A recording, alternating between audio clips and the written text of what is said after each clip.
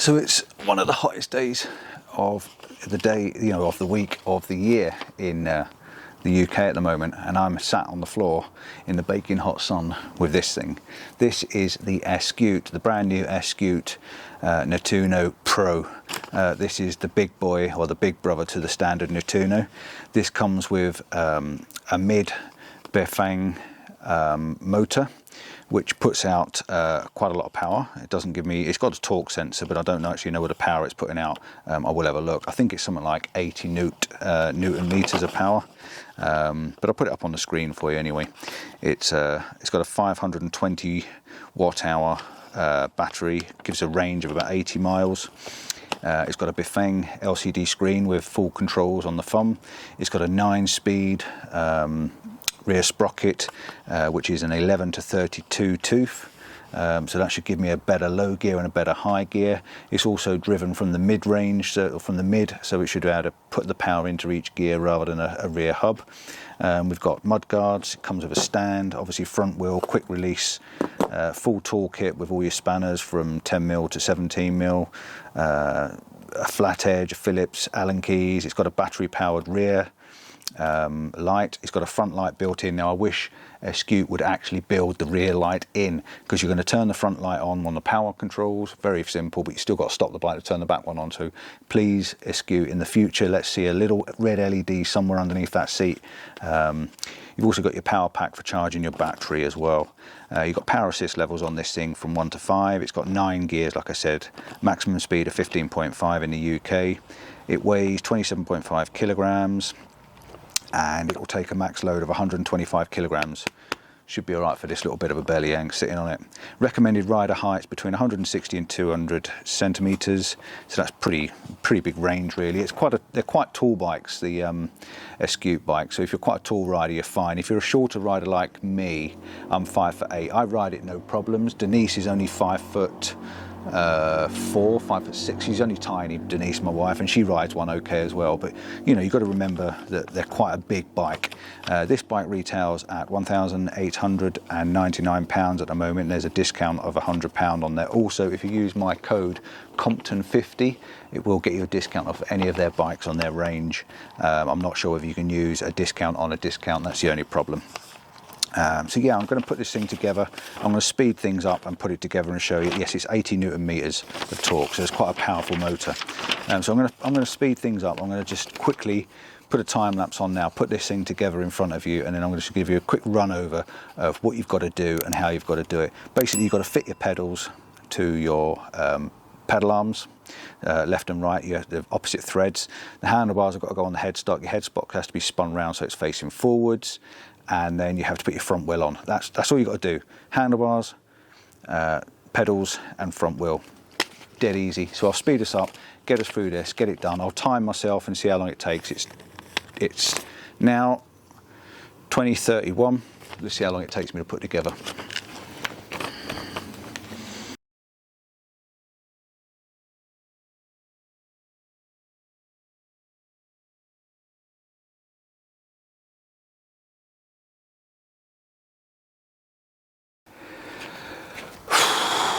Absolutely sweltering. This is not the easiest thing to do on a day like today, but she's built.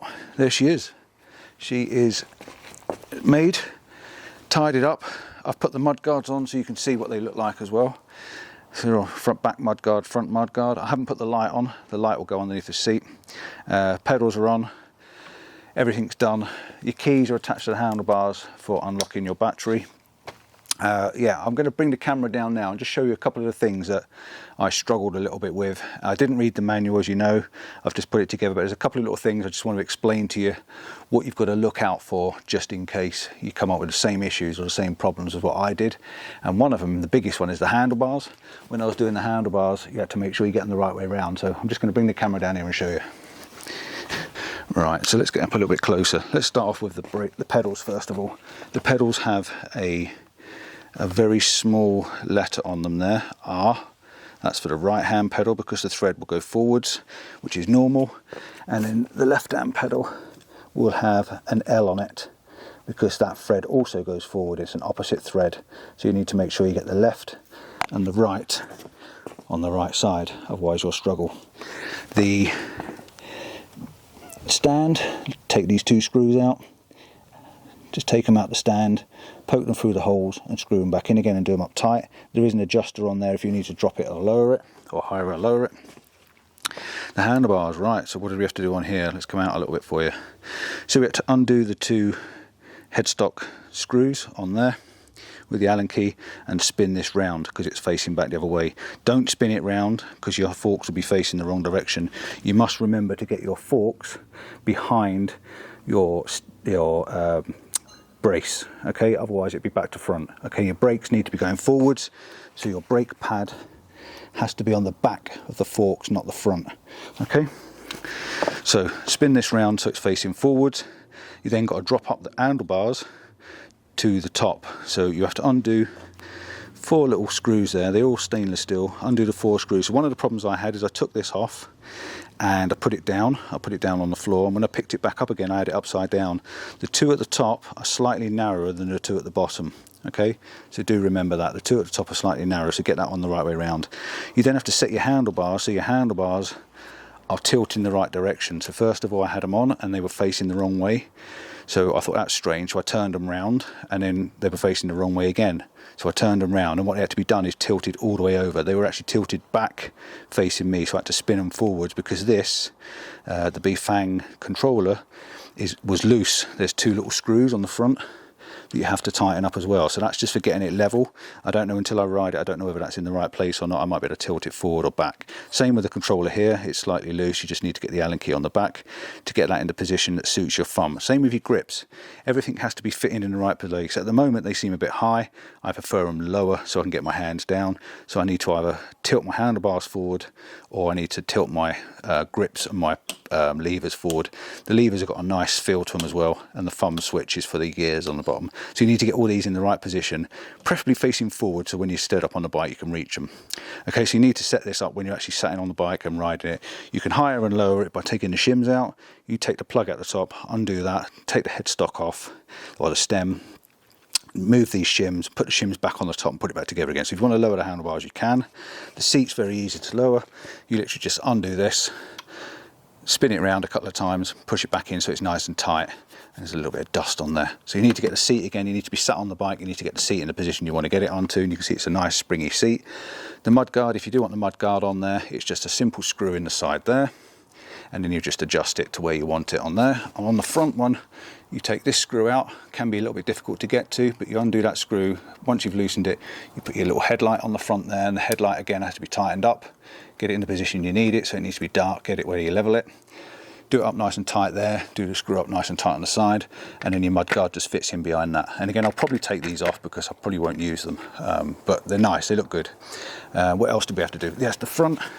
Down on the front you get this quick stem that goes through, so you basically have to, you undo the bolt.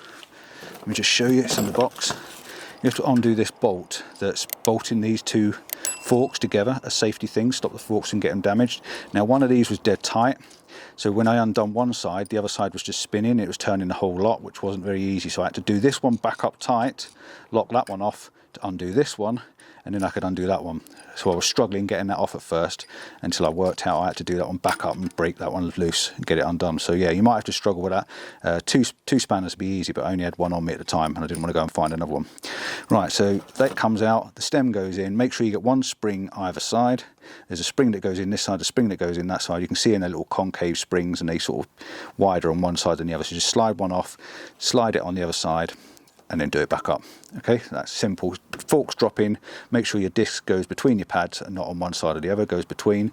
Lock it in and spin this round until it goes tight, and when you got a good tight fit so that locks down nice and tight, you don't want it loose, and you're probably better off having that facing upwards as well and not downwards like I've got it. So you turn it round like that, get it in position, and then get it in position, not very easy one-handed, and lock it off nice and tight, whichever way you need to lock it off. I think I'm going to keep mine back because I've always had them back facing that way, and I can pull them in nice and tight. That's why I've had mine. That's it, the bike's done. Easy to do, very, very simple. It doesn't take any rocket science to do it, and all the instructions are in your manual. If you need to know how to do it, you just look in your manual and it's all in there for you. So I'm going to say goodbye now. Give me a thumbs up. Don't forget to like and subscribe. And I'll see you on the next adventure on this when I get it going.